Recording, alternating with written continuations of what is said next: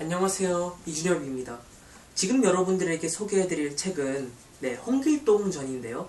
시중에 시판되는 많은 종류가 있지만 저는 그 중에서 제가 읽은 책은 춤추는 섬의 바람을 따라 휘날리니 이런 긴 제목을 가지고 있고요. 출판사는 나라말 출판사입니다.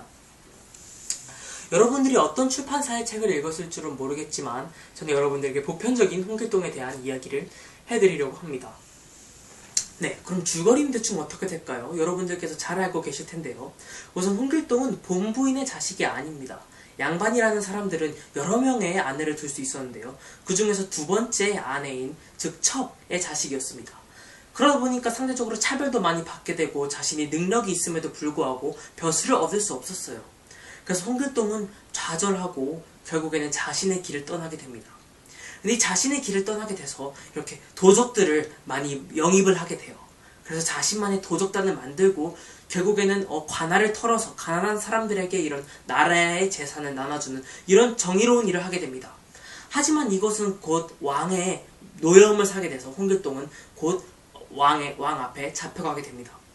근데 결국 왕은 홍길동을 죽이지는 않고 결국 홍길동을 놓아주게 돼요.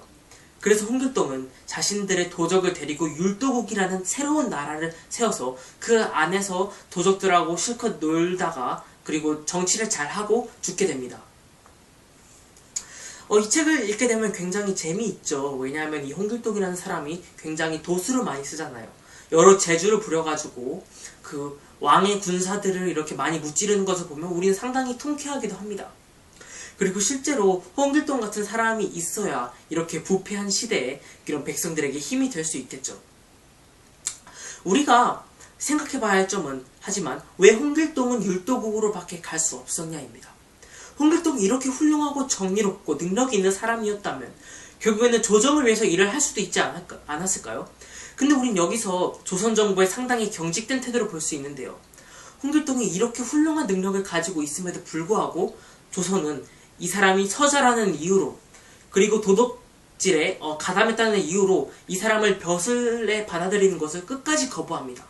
그래서 홍길동을 만약에 이런 좋은 일에 썼다면 조선에도 상당히 이익이 될 수 있었음에도 불구하고 조선은 홍길동이라는 사람을 거부하게 되죠. 우리는 이것을 지금 우리나라에도 적용해 볼 수 있지 않을까요? 혹은 여러분의 학교에도 적용해 볼 수 있지 않을까요?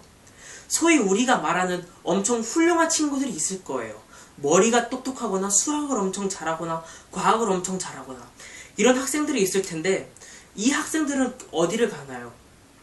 결국에는 여러분들은 아직 초등학생이어서 모를 수도 있겠지만 이 학생들이 중학생이 되고 고등학생들이 되면 이 학생들은 일반적인 고등학교에 대부분 가지 않습니다. 이 학생들은 과학고등학교 혹은 영재고등학교에 되게 되는데요. 아마 이러한 이유는 우리 고등학교가 아마 이러한 학생들을 받아들일 준비가 되지 않아서 아마 그럴 것입니다. 그리고 혹은 우리가 흔히 말하는 대학교의 서열을 매기는 이유도 마찬가지예요. 이러한 아래에 있는 대학교에서 위에 있는 수준의 대학생들을 받아들일 능력이 되어 있지 않으니까 아마 그럴 것입니다. 그래서 우리가 생각해 볼 수 있는 것은 과연 이러한 각양각족의 사람들을 어떻게 하면 우리가 모두 포용할 수 있는가? 율도국 같은 곳에 버려두지 않고 어떻게 하면 이런 다양한 사람들을 우리의 것으로 만들 수 있는가? 이런 점들을 생각해 볼 수 있을 것입니다. 굉장히 똑똑한 사람들을 우리는 지금 현재 다른 나라에 내주고 있어요. 외국의 기업에 취직을 한다든지 아니면 아예 외국으로 이민을 가버립니다. 그래서 실제로 외국인 미국이나 다른 나라에 있는 이런 동양계 연구원들이 상당히 많다고 해요.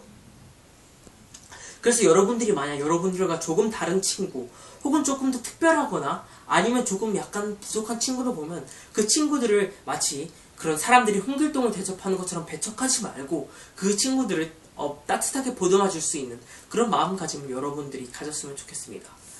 이상으로 홍길동 편 마치겠습니다.